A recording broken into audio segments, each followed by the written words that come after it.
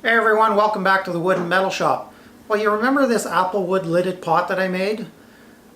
Well, it really wasn't quite finished because I really wasn't sure what I was going to do with the lid and how to finish it.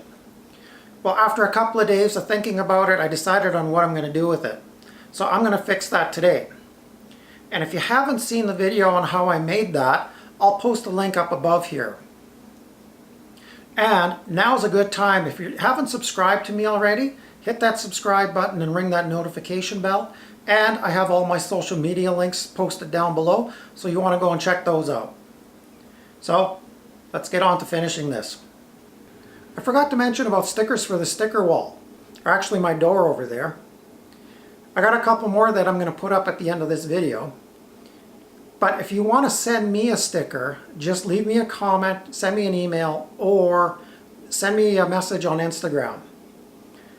I'll give you all the details on how you can send it to me, plus I'll send you one back. And when I get it, I'll put it on the wall, and I'll post all your social media links as well. All I'm going to do is bore in about, maybe to the depth of this first step, or this first part right here, and then just bore out the center.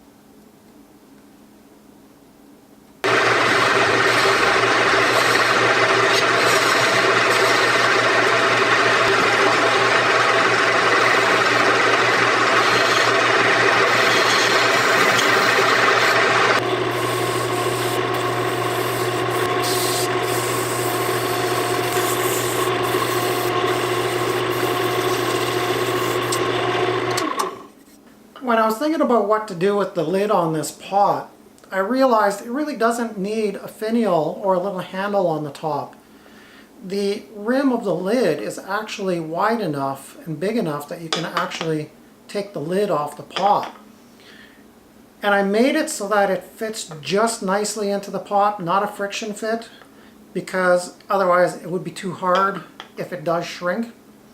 So I bored that out, cleaned it out, and removed the finish on here. So what I'm going to do now is actually pour some black sand in there with some resin, and then add a few more things in there, and then pour resin on top and finish it up. Okay, so I mixed up a small amount of resin, and I mean small, like it's probably a little bit too much.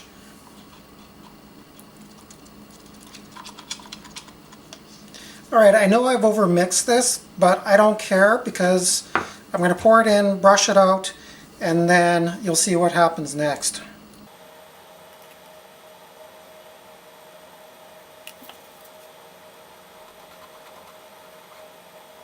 I'm just brushing this in and get it up and around on the sides.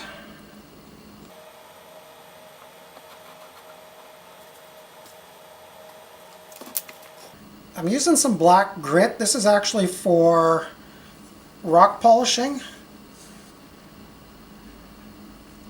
I'm just going to pour some in there.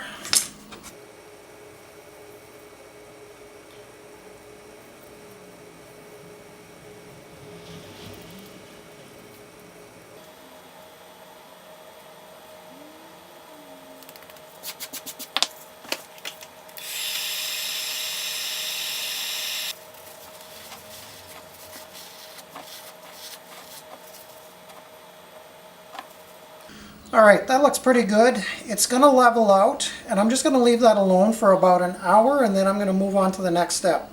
I let that first coat of resin and the black sand grit kind of set up for a couple of hours, And then I poured another thin coat of resin on top of that, and I let that set up for another couple of hours.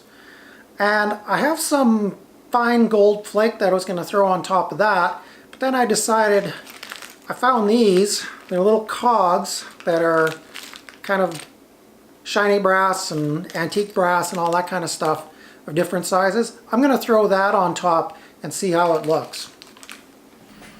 Now you'll notice some pieces of paper underneath here. I've leveled this off front and back and side to side. And I'm just going to throw on these little cogs kind of randomly and see how they look. And I know this resin isn't quite set up, so it's a little sticky, so all I have to do is just kind of drop them on.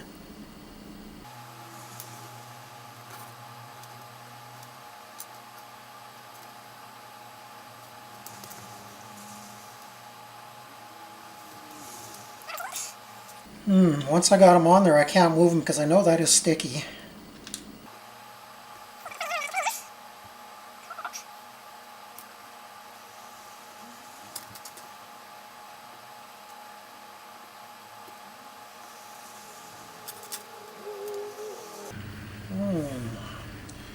Yeah, I think I'll put one more right in the center there if I can get another small one. Like this one right here, just kind of off-center it, like that. There, that looks good. I'm going to pour another coat of resin on that and fill it up, and then that's it.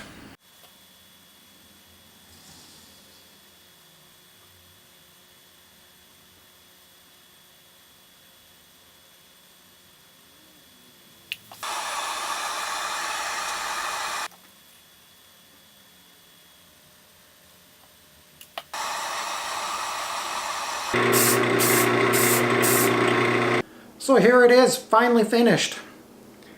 I'm really happy the way it turned out by putting that black sand or grit in there, plus the cogs. I think it looks pretty sharp. The only reason why I put it back on the lathe to spray the finish is because it sprays very consistently and very evenly. All I did was spray several coats of clear gloss lacquer on it. I did not have to use any sanding sealer, and I did not have to sand it at all. Just sprayed the lacquer. And I'm going to post pictures at the end of the video so you can see it up close. I did get a couple more stickers, like I mentioned previously. Actually, one that I've gotten for quite a long time before I started doing my sticker wall. Woodwerks, Zach down in Nevada, sent me one a long time ago. And then Doug from the Pohl Barn Productions in, I forgot where he's in Michigan. I believe that's where he is. I'll post everything down below, and I'll post all their social media links and their YouTube channels as well. Alright, Zach, I'm going to put you right there. And Pohl Barn, I'll stick you right there. And like I said previously, if you want to send me a sticker, just send me a comment, email, Instagram message. I'll let you know how you can send me one. And if you like this video, give me a thumbs up. If you don't like it, give me a thumbs down. Don't forget to also hit that subscribe button and ring that notification bell. And all my social media links are posted below, so you can go and check them out and follow me if you want.